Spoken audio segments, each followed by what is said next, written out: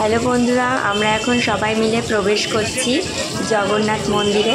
তো জগন্নাথ মন্দিরটা জাস্ট বাইরে থেকে দেখতে অসাধারণ সুন্দর লাগছে। দীঘার এই জগন্নাথ মন্দিরটা মানে চারিদিক থেকে পুরোটা লাইটিং এত সুন্দর লাগছে। সত্যি তোমরা যারা এখনও পর্যন্ত যাওনি তো তোমরা প্লিজ সবাই একবার অন্তত গিয়ে ঘুরে আসবে।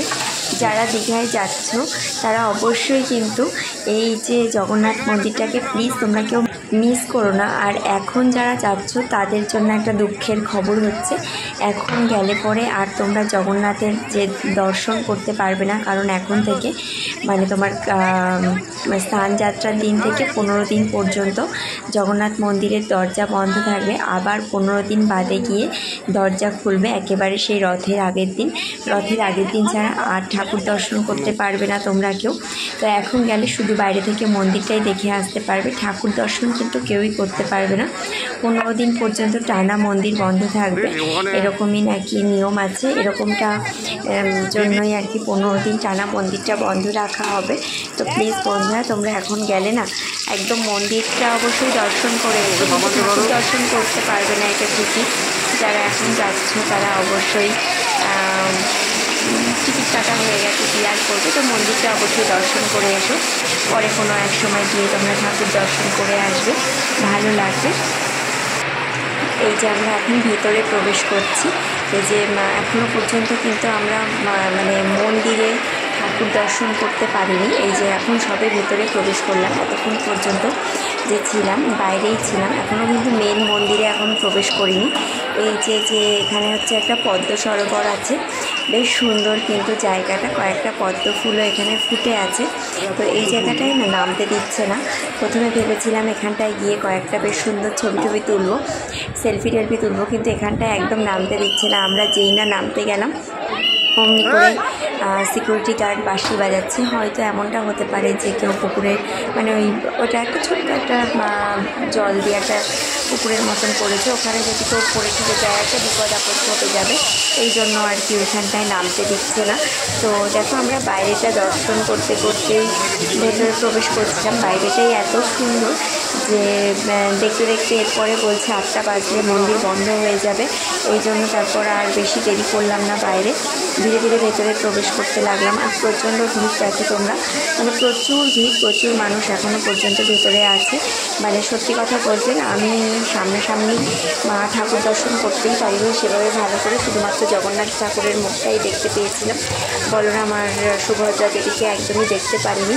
তো ভিডিও করার পর ভিডিওতে রেখেছি বলরাম আর সুভদ্রা দেবীকে। তোমাদের ভিডিওটা ভালো লাগলে বন্ধুরা অবশ্যই ভিডিওতে লাইক করে দিও। চ্যানেলে নতুন বন্ধু হলে অবশ্যই চ্যানেলটা সাবস্ক্রাইব করতে কিন্তু ভুলো না। তো দেখো বেশ কিন্তু সুন্দর, এখানেই বেশ অনেকটা সময় কাটিয়ে দিচ্ছিলাম, বেশ ভালো লাগছিলো। তারপর যেহেতু ওই যে বললাম যে 8টার মধ্যে মন্দিরের দরজা বন্ধ হয়ে যাবে, আমরা অলমোস্ট লেট বাইরে থেকে ঘুরতে তারপরে না যেদিন জগন্নাথ ধামে গেছি সেদিন আমাদের শরীরটাও বিশেষ একটা ভালো ছিল না, ওই জন্য পৌঁছাতে অনেকটা লেট হয়ে গেছিলো, হোটেলে অনেকটা সময় কেটে গেছে। তো দেখো ভেতরে ঢোকার পরে ভেতরটা কিন্তু বেশ সুন্দর। এখানে একটা নারায়ণ শিলার মূর্তি আছে, নারায়ণটাও বেশ সুন্দর, কোষ্ঠী পাথরের মূর্তি, বেশ ভালো, মানে ভেতরে দেখলে না বেশ ভালো লাগছে। দেখো এই যে ঠাকুরের মূর্তিটা বেশ সুন্দর, এখানে নারায়ণ পঞ্চনাগের ওপরে শুয়ে আছে, সেরকম একটা মূর্তি, মানে বেশ সুন্দর। কিন্তু ভেতরটা অনেকটা লাইটিং, অনেক কিছু। এখনও কিন্তু আমরা মেইন মন্দিরের ভিতরে প্রবেশ করিনি, এই যাচ্ছি। মানে সবাই যেহেতু ভিডিও করছে, ক্যামেরা করছে, ফটো তুলছে, এইসব করতে করতে অ্যাকচুয়ালি দেরিটা হয়ে যাচ্ছিলো প্রত্যেকেরই। তো এত ভিড় ঠেলে না, মানে সত্যি কথা বলতে সামনে গিয়ে যে ঠাকুর দর্শন করব এক প্রকারের ভয়ও করছিল আমার, যে এত ভিড়ের মধ্যে ঢুকে যাব, যদি ভিড় ঠেলে বাইরে না বেরোতে পারি। অ্যাকচুয়ালি আমার না ভীষণ ভিড়ভাড়টা দেখলে ভীষণ ভয় লাগে, এত ভিড়ে আমার একদমই পছন্দ হয় না সত্যি কথা। এখন গেছি ভিড়ের মধ্যে, চেয়েছি যখন ঠাকুর দর্শন না করেই চলে আসবো, এই জন্য আর কি মেনলি ভেতরে ঢোকা। কিন্তু বাইরে থেকে দেখতে এত ভালো লাগছিল, কিন্তু ভেতরে না ঢুকেও যেন মনটা ভালো লাগছিল না যে এত কাছে এসে ভেতরে যাব না, ঠাকুর দর্শন করব না। যদিও যাই হোক জগন্নাথ দেবকে তো দেখতে পেয়েছি, সুভদ্রা আর বলরামকে ফটোতেই দেখে নিলাম। তো সেটাই আর কি ভেবে। তো বন্ধুরা প্লিজ ভিডিওটা ভালো লাগলে অবশ্যই ভিডিওটাতে লাইক করে দিও। চ্যানেলে নতুন বন্ধু হলে অবশ্যই চ্যানেলটা সাবস্ক্রাইব করে আমার সাথে থেকেছে, আমার পাশে থেকেছে। আর অবশ্যই আমাকে তোমরা কমেন্ট করে জানিও যে তোমাদের কেমন লাগলো, কেমন দেখলে তোমরা। প্লিজ তোমরা আমাকে জানাতে ভুলো না কিন্তু। এখনকার মতন টাটা বাই বাই, তোমরা বাদ বাকিটা দেখো। আমি এখানে আমার ভয়েসটা শেষ করছি। হ্যাঁ,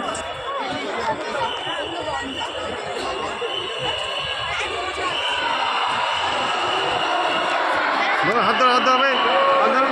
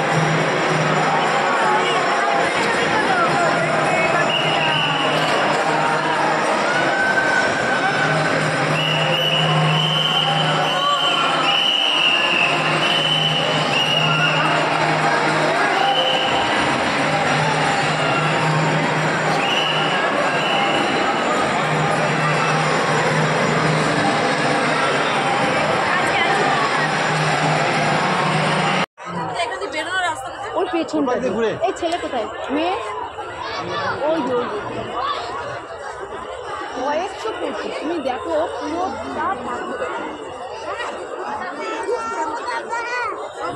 দর্শন করে যে হেঁটে হেঁটে যাবে হোটেলে।